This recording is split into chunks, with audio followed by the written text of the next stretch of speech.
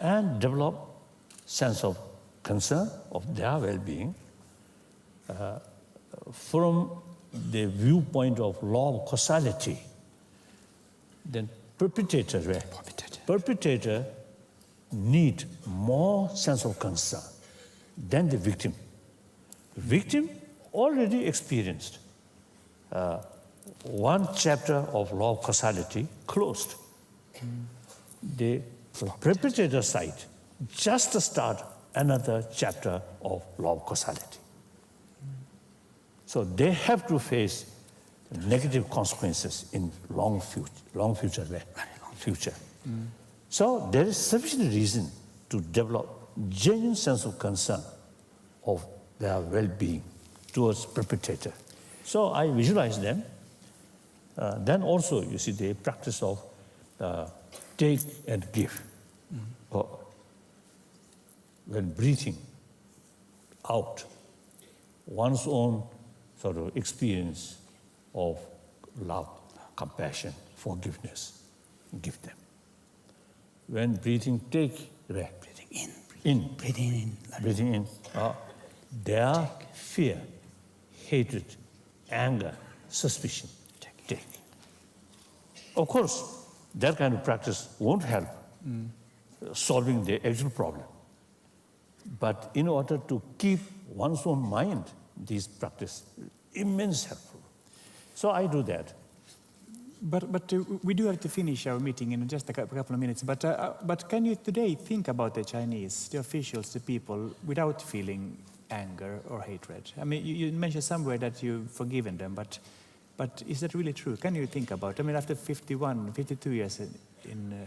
yes, just I mentioned. Yeah. You see, that kind of practice really calm my certain sort of, irritation or irritation of mind, cool down. Okay. And utilize, if I develop strong anger towards them, what use? Anger itself won't harm them. Anger only harms my body, my peace of mind. That's foolish. Without anger, still keep sort of more compassionate attitude towards them. It tremendous sort of benefit to myself. Clear? Yep, I understand. That's good. So that way, if you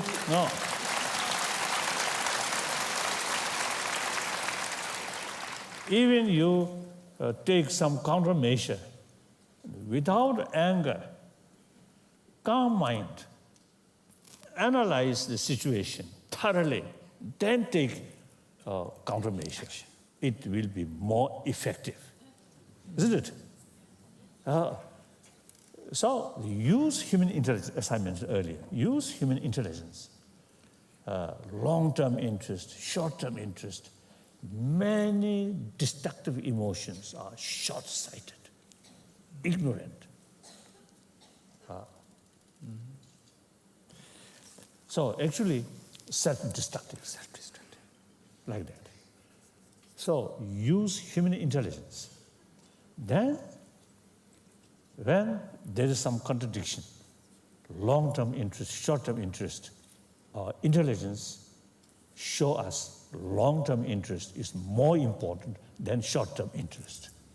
So that's the way this marvelous intelligence have the ability to analyze the long-term maximum benefit to yourself and to your community, like that. So education, awareness is extremely important. But unfortunately, existing modern education system is mainly knowledge side. Not much talk about human emotions. And you see the pros and cons about this variety of emotion. That I think lacking. So there are some people, some institution already carry some program, how to add in modern education curriculum some education about heart. like that. So I think within next few years, I think new ideas, new findings, new text, I think can produce. So once, through work through education, and also some scientists, some medical scientists, now already some are already engaged these things. And in India also, you see, we are working something. So once, you see, these material become finalized and available, or even draft, like a draft. I will send you some of my friends here, and then think more and analyze more. I think then our education system, more complete form, dealing with matters with fuller knowledge about these things, and then also how to deal with inner problem with fuller knowledge about the system of the emotions. I think it can be useful, helpful. That's wonderful, Your Holiness. We have only 1 more minute to go, and I want to know, you are the Dalai Lama, and that means the ocean of wisdom. So you're somehow born to wisdom, you know everything. No. Do you feel that you get smarter over the years, or are you just getting older?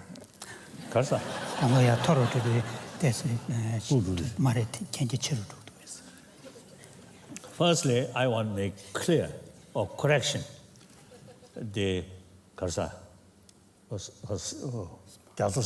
Ocean of wisdom. Ocean of wisdom. That's, I think, I don't think that is the meaning. Okay. The Dalai Lama, this sort of title eventually become like title given by Mongol chieftain to third Dalai Lama. So his personal name is Ocean. Gyatso means ocean. So Lama, who have the name of ocean, I think that's how developed is that one. That's the real meaning of it. Okay. So not necessarily ocean wisdom, no. Okay. My own case, I think I must say, the way study which exists in Tibet, introduced by 8th century by one Nalanda master. Nalanda, I think you may heard, or Yes, you may not. Nalanda. One ancient Buddhist monastic institution in India. Through, I think, at least a few centuries, that institution produced best, brilliant Buddhist scholars. Usually I describe them Nalanda institution's professors. So their writing, their sort of thinking is always emphasis analyzation, right? Analytical meditation, we call. Even Buddha's own text, Buddha's own word, these masters not accept as a Buddhist teaching, Buddha's word, but they rather investigate. Even Buddha's own word, if there is contradiction with reasoning, then they reject. Quite liberal. So therefore, we train that way. It's really, now I found, compare Chinese Buddhist masters, Buddhist scholars, and through China, Japanese, Korean, Vietnamese, it's the same sort of follow of same school of thought, that's Sanskrit tradition. And then Pali tradition, Burma, Sri Lanka, Thailand, these areas, Pali tradition. So for example, in Chinese Buddhist sort of text, which translated from India, not, I think only one short text about Buddhist epistemology. In Tibetan, several thick texts about epistemology, Buddhist epistemology, translated. So we, through training, like him, I think as far as knowledge is concerned, I think he better than me, I think. Because you see, he spent, because how many years, you? 18 years. 18 years. Rigorous study. My case, only 13 years. Not that rigorous. I'm very, very lazy student. But I think maybe I can say, as far as sharpness of mind, I think my mind a little better than I think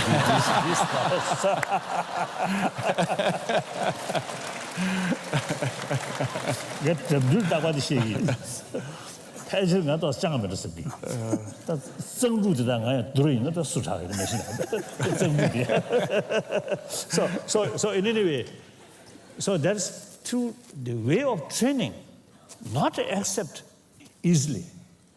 So analyze whether this goes with reasons, logics or not. So that's why I'm not scientist. I never sort of study. But last 30 years, when we talk with scientists, when they make some presentation, I immediately pick up some contradiction here and there. Then ask them, then they say, oh, we have to think that. That often happens.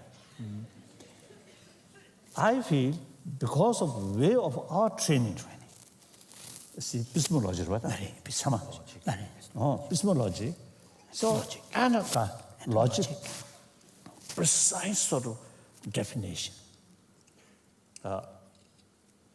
So that really is helpful to look anything more sort of out of the more sort of little skeptical.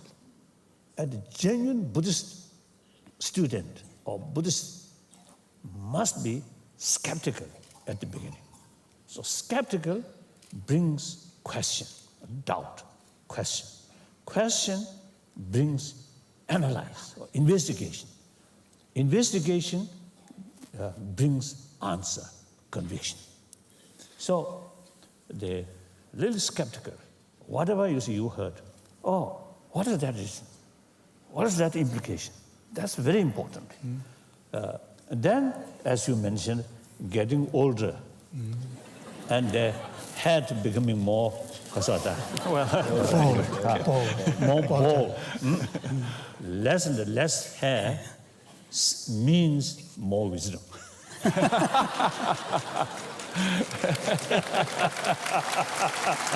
I think you also.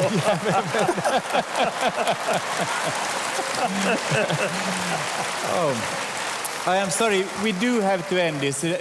We've gotten some answers, but it comes so many new questions all the time. But it's so interesting to listen to you. But it's been a great, great honor having you here. Ladies and gentlemen, His Holiness, the Dalai Lama, please. Thank you.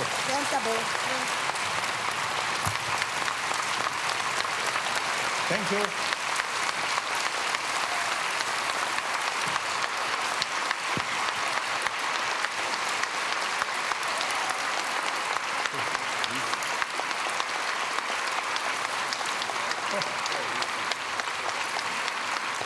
Oh, did it stop?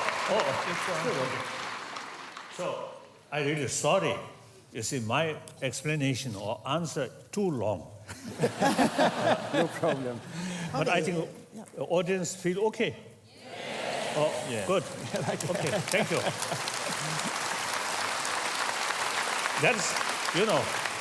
That's my sort of style. When someone asks something, unless I explain the whole background, I feel not comfortable. Right? So answer, simple answer, yes and no. It's too simple. I think political agenda, people, some have little nervous, then their answer is yes, no, yes, no. Very simple, isn't it?